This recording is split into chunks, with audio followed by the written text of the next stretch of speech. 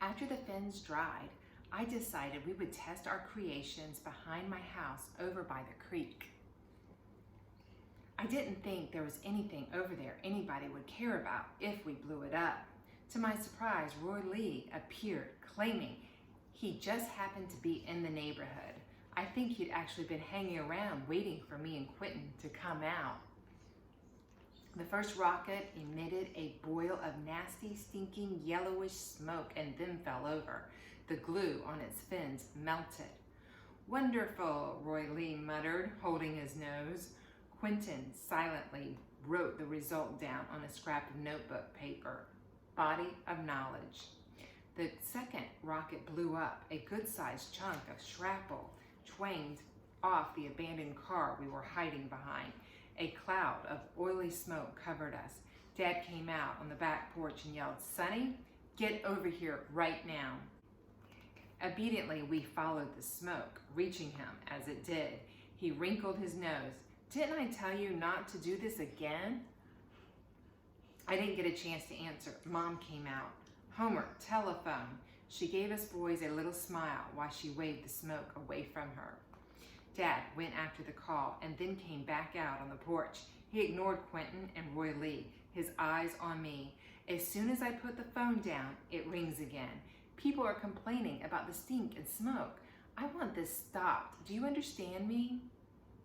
Mom quickly amended his meaning. "Not behind the house, dear. You need to find a better place." Dad turned on her. "Elsie, they've got to stop trying to burn Coalwood down." She kept her smile on us boys.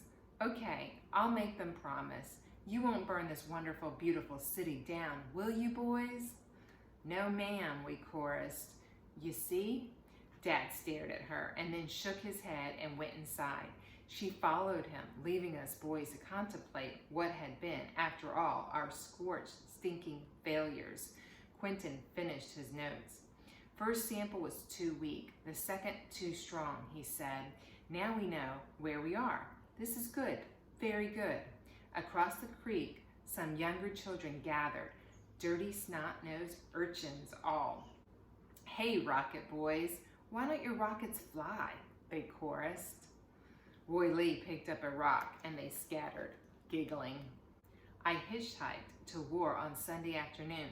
Dorothy's house was across the railroad tracks on the mountain that overlooked the town. Her mother welcomed me with a delighted grin, as if she never wanted to see anybody more in her life. I could see a little of Dorothy in her face, but unlike her daughter, she was a big, robust woman. Although Dorothy's hair was a sandy color, her mother's hair was the color of an orange. Dorothy's father, a lanky, nearly bald man, stepped in from the kitchen and listlessly shook my hand. The owner of a gas station in War, I could tell he was used to Mrs. Plunk doing most of the talking.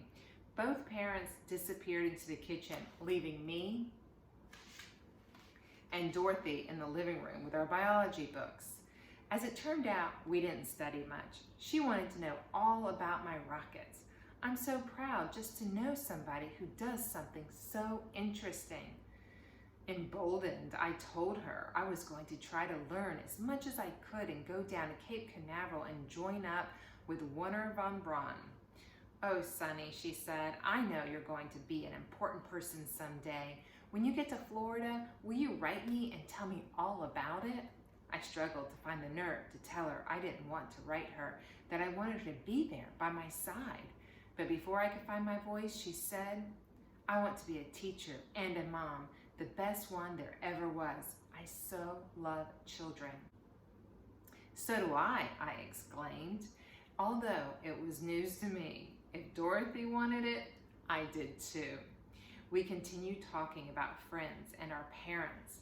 I told her about my mother, all the little funny things she did, about Chipper, her squirrel she kept in the house, and her mural on our kitchen wall.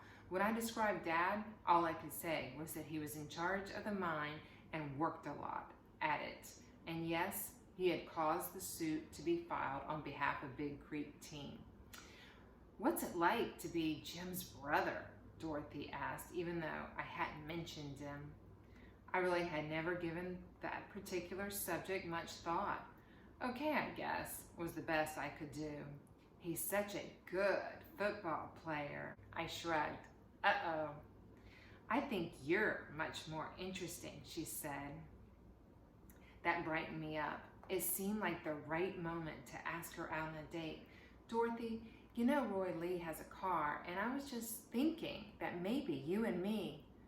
Do you know what, Sonny? She interrupted. I've never been outside of West Virginia. Isn't that sad? How about you? Her question caused my own to die on my lips. I told her I had been several times to Myrtle Beach, South Carolina. Mom loved it there, and Dad had driven the family to Canada when I was in the 3rd grade, all the way to Quebec. She seemed thrilled. Tell me about Quebec. I remembered how clean everything was. The French language had also made an impression. It sounded real pretty to hear it, I told her.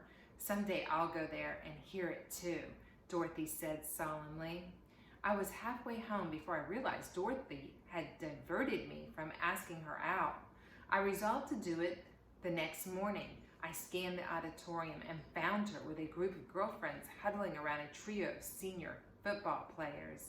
Dorothy was wearing a tight pink sweater and a black poodle skirt and was on her knees in the chair in front of them, her hands covering her mouth as she laughed at something one of the boys had said.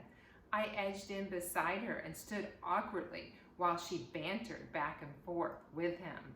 Saturday night then, he asked, and she nodded eagerly.